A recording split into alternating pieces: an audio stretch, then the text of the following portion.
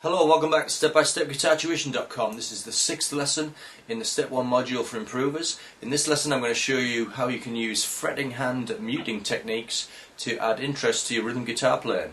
As always, don't forget to refer to your lesson notes as you work through the following exercises.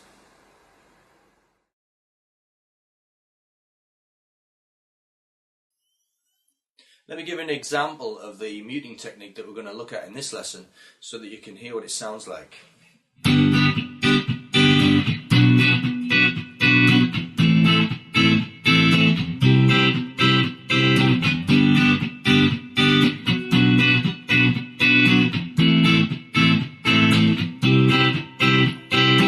Now we'll play the same chord sequence but without using the muting technique.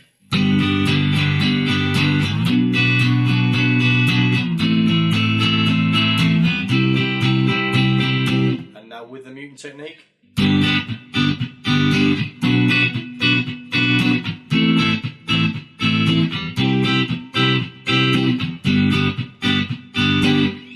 Hopefully you can hear the difference in the rhythm when I introduce the muting technique, and you can hear how the technique can be used to give that simple chord sequence more of a bounce. Now let's look at the technique you use to produce that sound.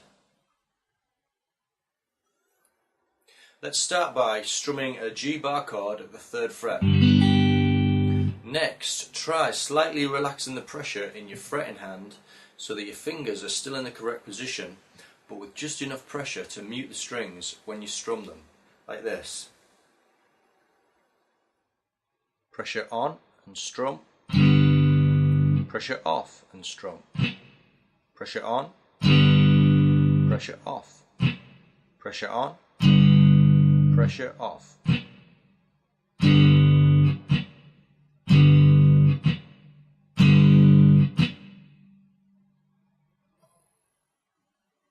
Now let's try that slowly while strumming a 4/4 rhythm.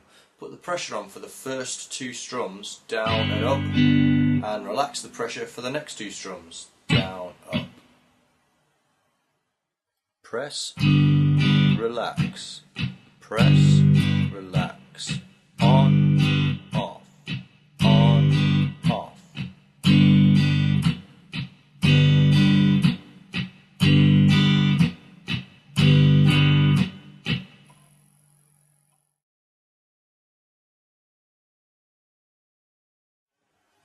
Now let's try a few variations on that. Firstly, we'll try muting all of the upstrokes, like this. Down, up, down, up, down, up, down, up, on, off, on, off.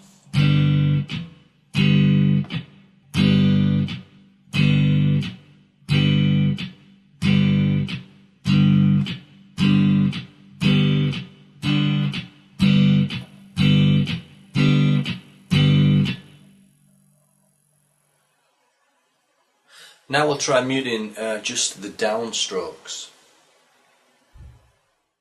Down, up, down, up, down, up, down, up, off, on, off, on.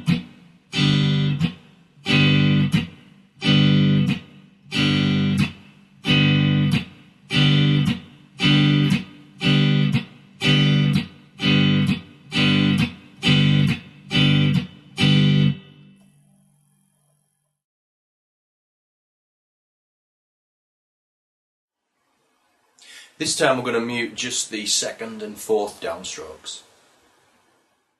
1 and 2 and 3 and 4 and 1 and 2 and 3 and 4 and 1 and 2.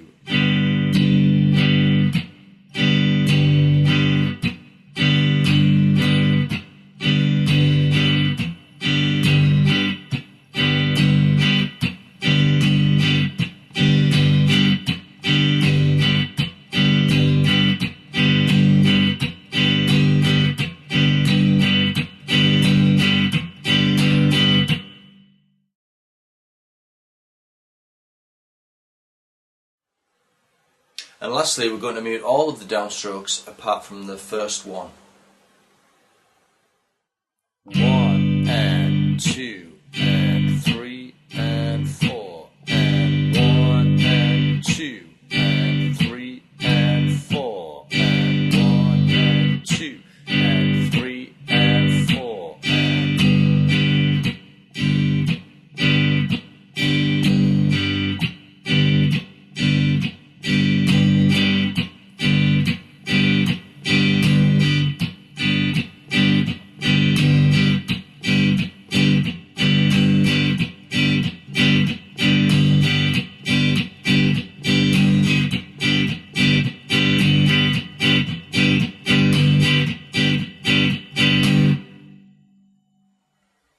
So now that you're getting the idea, why not experiment and try making up some of your own variations.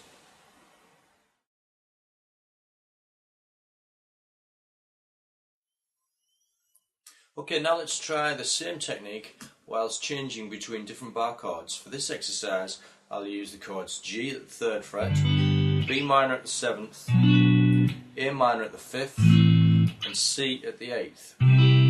We'll start with this rhythm where you mute the 2nd, 3rd and 4th down strums of each bar, like this. And then on the B minor, and then on the A minor, and then on the C. And try to keep the rhythm going like this.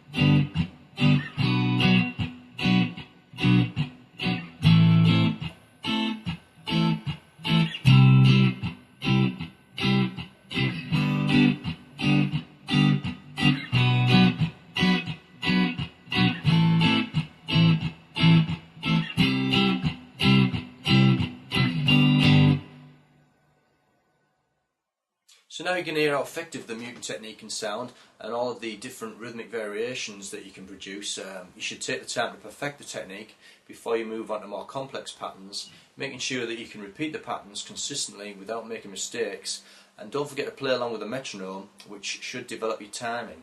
You should practice all of the mute stroke patterns we've done today and combine them with strumming patterns that we've done from the previous modules. Try them with different chord sequences and at different tempos, and why not try making up your own patterns as well.